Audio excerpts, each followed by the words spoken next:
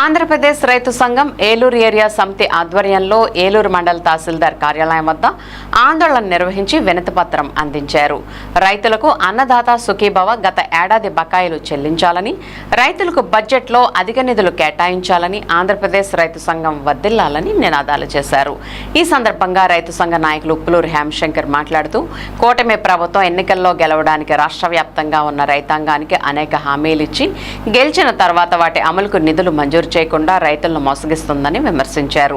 రైతులకు గత ఏడాది అన్నదాత సుఖీభావ డబ్బులను ఇంతవరకు చెల్లించకపోవడం వల్ల రైతులు తీవ్రంగా నష్టపోతున్నారని ఆవేదన వ్యక్తం చేశారు.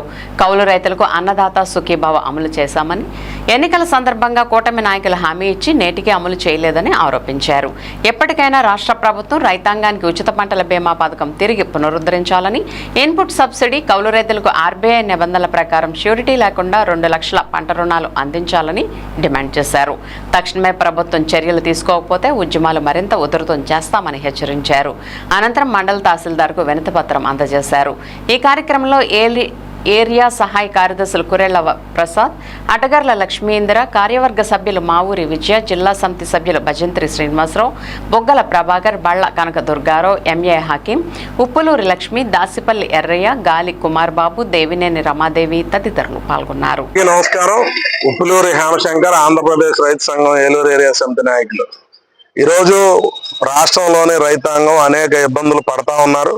అందులో భాగంగా అన్నదాత సుఖీభావ పథకానికి సంబంధించి గత ఏడాది బకాయిలను కూటమి ప్రభుత్వం ఇప్పటి వరకు విడుదల చేయలేదు.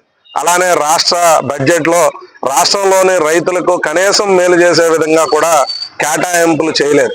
ఈ అంశాలపై రాష్ట్ర వ్యాప్తంగా ఆంధ్రప్రదేశ్ రైతు సంఘం ఆందోళన కార్యక్రమాలు నిర్వహిస్తా ఉంది. మండల కేంద్రాల్లో మండల తహసీల్దార్ల గారి ద్వారా రాష్ట్ర ముఖ్యమంత్రి గారికి వినతి పత్రాలని అందిస్తా ఉన్నాం.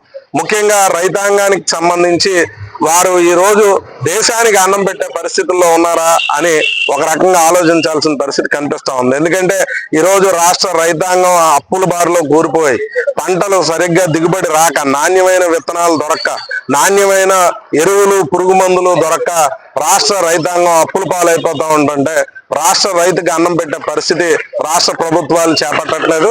ఖచ్చితంగా రాష్ట్ర ప్రభుత్వం, ఈ కూటమి ప్రభుత్వం ఎన్నికల్లో చెప్పిన వాగ్దానాలన్నింటినీ విస్మరించి ఎన్నికల వాగ్దానాలలో రైతులకి అనేక రకాల హామీలను ఇవ్వడం జరిగింది. అందులో ధరల స్థిరీకరణకు సంబంధించి నిధులు కేటాయించడం, అలానే రైతులకు షూరిటీ లేకుండా ఆర్బీఐ రూల్స్ ప్రకారం కౌలు రైతులకు 2 లక్షల వరకు లోన్లు ఇవ్వడం, అలాగే అనేక సంక్షేమ పథకాలను అమలు చేస్తామని చెప్పారు. కానీ కూటమి ప్రభుత్వం అధికారం చేపట్టిన తర్వాత ఆ పథకాల అమలుకు ఏమాత్రం చర్యలు తీసుకోవట్లేదని ఆంధ్రప్రదేశ్ రైతు సంఘం భావిస్తా ఉంది.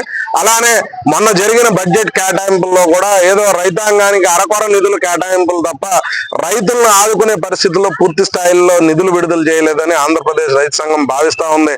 ఇప్పటికైనా కూటమి ప్రభుత్వం ఆలోచన చేసి రాష్ట్ర రైతాంగాన్ని ఆదుకునే విధంగా, రాష్ట్ర రైతులు అభివృద్ధి సాధించడానికి ఉపయోగపడే చర్యలు చేపట్టడం ద్వారా గత ఏడాది బకాయి ఉన్న అన్నదాత సుఖీభావ పథకం నిధులను విడుదల చేయడంతో పాటు కౌలు రైతులకు కూడా ఈ పథకాన్ని అమలు చేయాలని, అలానే ధరల స్థిరీకరణ, పంటలకు సరైన గిట్టుబాటు ధరలకు సంబంధించిన మార్గాల్ని రాష్ట్ర ప్రభుత్వం తక్షణమే చేపట్టాలని ఈ సందర్భంగా కోరుతా ఉన్నాం.